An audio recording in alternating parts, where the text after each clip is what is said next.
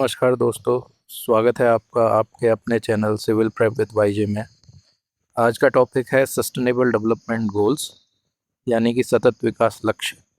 ये 30 most important topic in 30 days playlist का 5वां वीडियो है।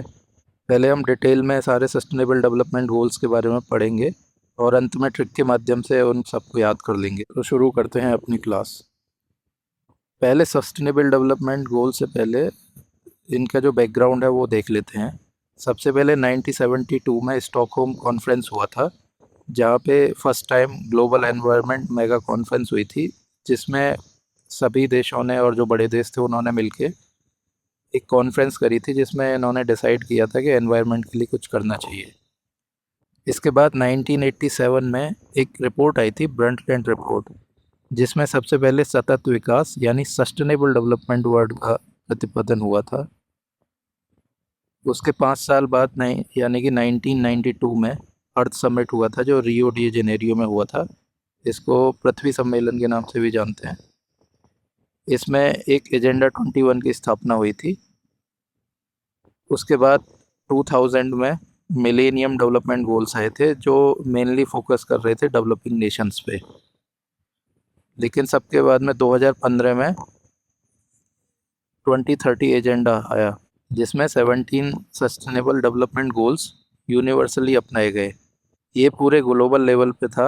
इसमें ना केवल डेवलपिंग नेशंस बल्कि डेवलप्ड नेशंस भी पार्टिसिपेट कर रहे थे और सबके अपने अपने गोल्स डिसाइडेड थे। तो जो सस्टेनेबल डेवलपमेंट गोल के लिए 2030 एजेंडा है, वो 5 पिलर्स हैं उसके, या 5P बोल लीजिए।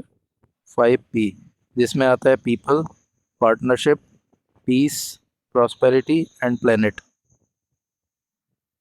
इसके अंतर्गत 17 SDG आते हैं, जो हम आगे वीडियो में देखेंगे और अंत में उनको याद भी कर लेंगे। जैसा कि पहले वीडियो में बताया जा चुका है कि 2030 एजेंडा अडॉप्ट किया था 2015 में, और ये पेरिस में हुआ था सम्मेलन। सस्टेनेबल डेवलपमेंट गोल की लिस्ट है ये देख लेते हैं।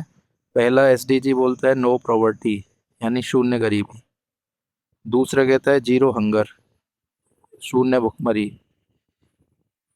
तीसरा कहता है good health and well being, अच्छा स्वास्थ्य। चौथा कहता है क्वालिटी एजुकेशन, यानी गुणवत्तापूर्वक शिक्षा, यानी गुणवत्तापूर्ण शिक्षा।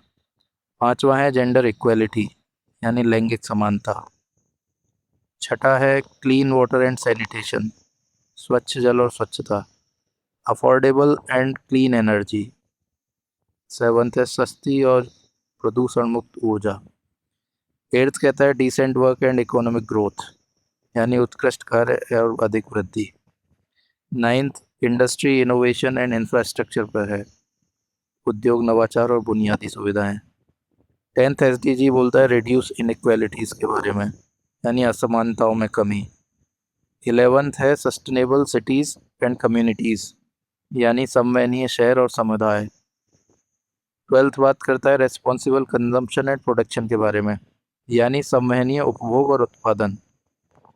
13 बोलता है क्लाइमेट एक्शन के बारे में, जलवायु कार्रवाई। 14th लाइफ बिलो वाटर, जलीय जीवों की सुरक्षा के बारे में बात करता है। 15th लाइफ ऑन लैंड, थलीय जीवों की सुरक्षा के बारे में करता है। 16th peace justice and strong institution, शांति न्याय और सशक्त संस्थाओं के बारे में बात करता है। 17th partnership for the goals के बारे में बात करता है, लक्ष्य हेतु भागीदारी। तो ये 17 SDG हैं जो 2015 में अडॉप्ट किए गए थे। आगे देखते हैं। भारत में इसकी नोडल एजेंसी जो है वो है नीति आयोग। जो इसका डेटा है उसको मॉनिटर करता है सांख्यिकी और कार्यक्रम कार्यान्वयन मंत्रालय, यानी ministry of statistics and programme implementation. ये रेस्पॉन्सिबल है नेशनल इंडिकेटर फ्रेमवर्क, यानी NIF के लिए, जो डेटा बैकबोन है इस SDGs के लिए। NITI Aayog SDG India index and dashboard, ये क्या करता है, स्टेट लेवल पे प्रोग्रेस जो होती है उसको ट्रैक करता है कि कौन से स्टेट ने कैसा परफॉर्म किया है। और स्टेट एंड यूनियन टेरिटरीज की भी इसमें भागीदारी है, जो रिस्पॉन्सिबल हैं ऑन ग्राउंड इम्प्लीमेंटेशन और स्कीम एग्जीक्यूशन के लिए। अब जो कैटेगरी हैं, जो पिलर्स हैं इसके, उसमें डिटेल में पढ़ लेते हैं। पीपल यानी लोगों के लिए जो है, जैसे SDG 1 नो पॉवर्टी, गरीबी की समाप्ति, इसके लिए भारत में मनरेगा या NRLM जैसी स्कीम लागू हैं। दूसरा गोल जो था जीरो हंगर, भुखमरी की समाप्ति, उसके लिए भारत सरकार और राज्य सरकारें पोषण अभियान और NFSA यानी नेशनल फूड सिक्योरिटी एक्ट, इसका पालन कर रहे हैं। तीसरा है गुड हेल्थ, अच्छा स्वास्थ्य, इसके लिए आयुष्मान भारत जैसी स्कीम्स हैं। SDG 4 में गुणवत्तापूर्ण शिक्षा के लिए नेशनल एजुकेशन प्लान 2020 या समग्र शिक्षा, ये हैं। SDG 5 लैंगिक समानता के लिए बेटी बचाओ बेटी पढ़ाओ जैसे अभियान हैं। अब द प्लेनेट गोल्स जो हैं, उसके लिए 6 में आता है क्लीन वाटर यानी जल जीवन मिशन, ये स्वच्छ भारत, ये लागू हैं। SDG 12 यानी रिस्पॉन्सिबल कंजम्पशन के लिए मिशन लाइफस्टाइल फॉर एनवायरनमेंट, ये चल रहा है। SDG 13 क्लाइमेट एक्शन के लिए national action plan on climate change NAPCC लागू है। SDG 14 and 15 life below water and life on land, इनके लिए project tiger, project elephant, Namami Gange, ऐसे मिशन भारत में चल रहे हैं। प्रॉस्पेरिटी गोल्स में देखें, क्लीन एनर्जी के लिए PM कुसुम, PM सूर्यघर मुफ्त बिजली योजना जैसी स्कीम है। Decent work and economic growth के लिए skill India, make in India ऐसी स्कीम है। इंडस्ट्री एंड इनोवेशन में PLI स्कीम या स्टार्टअप इंडिया जैसी स्कीम है। PLI stands for production linked incentive. 10वां जो गोल है रिड्यूस्ड इनइक्वालिटी, उसके लिए stand up India EWS quota, ये लागू है। SDG 11 जो है सस्टेनेबल सिटी, उसके लिए स्मार्ट सिटीज़ मिशन या अमृत मिशन, ऐसे प्रोग्राम चल रहे हैं। अब पीस एंड पार्टनरशिप में देख लेते हैं। जो SDG 16 है, ये peace, justice and strong institution के बारे में बात करता है। इसके लिए भारत में RTI act, digital India, e-governance ऐसी स्कीम है। SDG 17 जो बात करता है पार्टनरशिप फॉर द गोल्स के लिए, इसके लिए इंडिया ने इंटरनेशनल सोलर अलायंस का मेंबर है, coalition for disaster resilient infrastructure, और G20 की प्रेसिडेंसी भी करी है, जो ग्लोबल साउथ पे फोकस थी। अब देख लेते हैं SDG इंडिया इंडेक्स स्कोरिंग। इसमें 4 कैटेगरी में स्टेट आते हैं: एस्पिरेंट्स, परफॉर्मर, फ्रंट रनर और अचीवर, यानी आकांक्षी, अच्छा प्रदर्शन करने वाले, अग्रणी और लक्ष्य प्राप्त करता। जो अचीवर हैं, जिन्होंने 100% अचीव कर लिया है, वो अचीवर कैटेगरी में आते हैं। जिन्होंने गोल 65 से 99 के बीच में जिनको स्कोर मिला है, उन्हें फ्रंट रनर के कैटेगरी में रखा गया है। जिनका स्कोर 50 से 64 के बीच में, उनको परफॉर्मर की कैटेगरी में रखा है। और जिनका स्कोर 0 से 49 के बीच में है, वो एस्पिरेंट्स हैं। एस्पिरेंट्स के लिए we need significant and focused attention. Performer means जिनको प्रोग्रेस मॉडरेट लेवल की दिखाई है जिन्होंने। और फ्रंट रनर में जो क्लोज रहे टारगेट मीट करने के, और अचीवर जिन्होंने टारगेट कम्प्लीटली अचीव कर लिए। तो ये जो इस टाइप से कैटेगरी हैं स्टेट्स के लिए, ये स्टेट्स के बीच में प्रतिस्पर्धी और सहकारी संघवाद को बढ़ावा देती हैं। भारत के लिए क्या क्या चैलेंजेस हैं, स्ट्रक्चरल चैलेंजेस क्या क्या हैं इन SDG को लागू करने में या उनको फॉलो करने में? एक तो डेटा गैप्स है। मॉस्पी को रियल डेटा कलेक्ट करने में प्रॉब्लम हो रही है। फंडिंग शॉर्टफॉल है। रीजनल डिस्पैरिटीज़ हैं, यानी कि जो साउथ के राज्य हैं या वेस्टर्न राज्य हैं, वो फ्रंट रनर्स में आ रहे हैं, जबकि नॉर्थ ईस्ट जो है एस्पिरेंट्स कैटेगरी में आ रहा है। क्लाइमेट वल्नरेबिलिटी है। और जो सस्टेनेबल डेवलपमेंट गोल्स हैं, वो एक दूसरे से लिंक हैं। ऐसा नहीं है कि कोई भी गोल एक दूसरे से लिंक ना हो।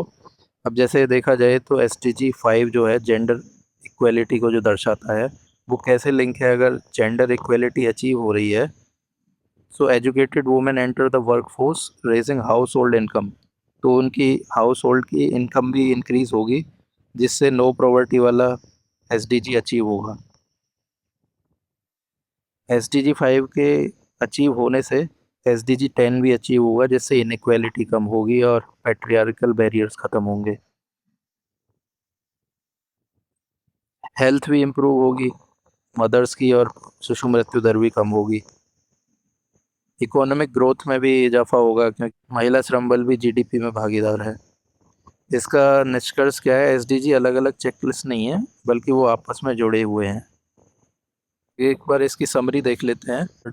सबसे पहला था नो पॉवर्टी, जिसके अंदर मनरेगा जैसी योजना थी इंडिया में। दूसरा था जीरो हंगर, जिसके अंदर अंतर्गत पोषण जैसी योजनाएं हैं। तीसरा था हेल्थ, उसके अंतर्गत आयुष्मान भारत जैसी योजनाएं हैं। चौथा एजुकेशन, क्वालिटी एजुकेशन, जैसे एनईपी फॉलो हो रहा है। पांचवा है जेंडर इनइक्वेलिटी, तो बेटी बचाओ योजना है। क्लीन वाटर एंड सैनिटेशन, उसके लिए जल जीवन मिशन है। क्लीन एनर्जी के लिए पीएम कुसुम जैसी योजनाएं हैं। डिसेंट इकोनॉमी के लिए मेक इन इंडिया जैसे मिशन है। इंडस्ट्री एंड इनोवेशन के लिए पीएलआई यानी प्रोडक्शन लिंक्ड इंसेंटिव जैसी योजनाएं हैं। रिड्यूस इनइक्वेलिटी के लिए स्टैंड अप इंडिया जैसी योजनाएं हैं। सस्टेनेबल सिटीज़ के लिए स्मार्ट सिटीज़ हैं।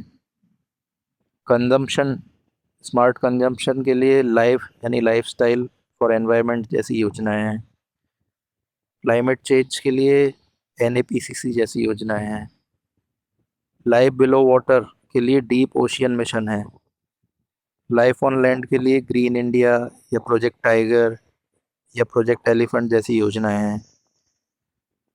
पीस के लिए आरटीआई एक्ट है, और पार्टनरशिप के लिए आईएसए इंटरनेशनल सोलर अलायंस जैसे मिशन है।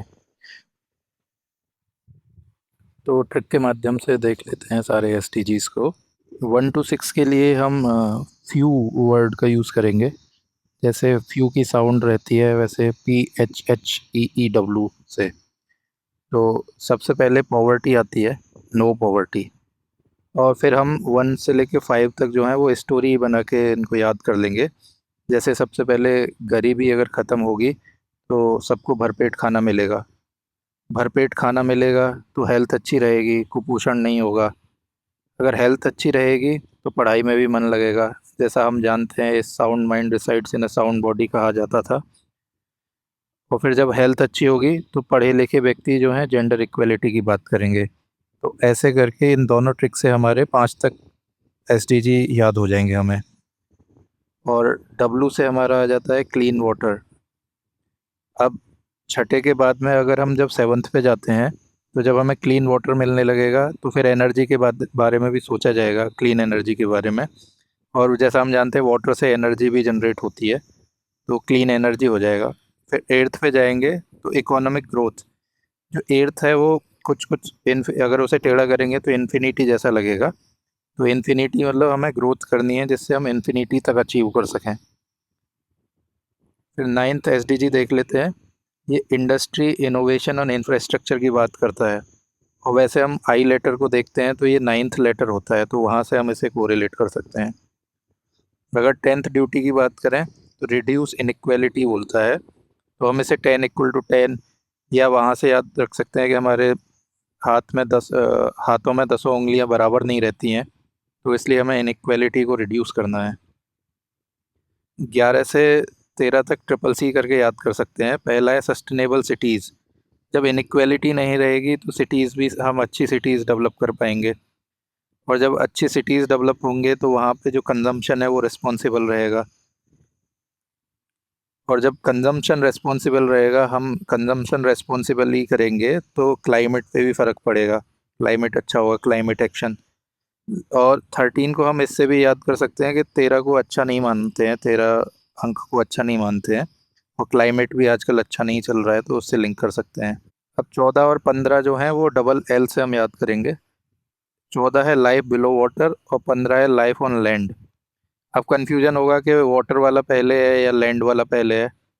तो हम वहाँ से याद कर सकते हैं कि सबसे पहले जो जीवन है वो एक कोशिकीय जीव जो अमीबा आया था, या जीवन की जहाँ से भी शुरुआत होती है, पहले जलीय जीव आए थे, बाद में फिर उभयचर आए और फिर स्थलीय जीव बने। तो वहाँ से हम इसको कोरिलेट कर सकते हैं कि लाइफ बिलो वाटर पहले आएगा, फिर लाइफ ऑन लैंड आएगा।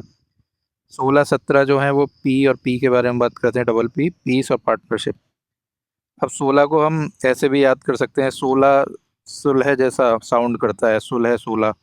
तो सुलह पीस के लिए ही यूज़ किया जाता है, तो वहाँ से भी हम इसको याद कर सकते हैं। तो इस प्रकार से हमने सारे 17 की 17 एसडीजी याद कर लिए हैं। अब इस ट्रिक को और थोड़ा स्टोरी के माध्यम से हम इसको कोरिलेट कर सकते हैं और रिवीजन करेंगे तो सब याद हो जाती हैं।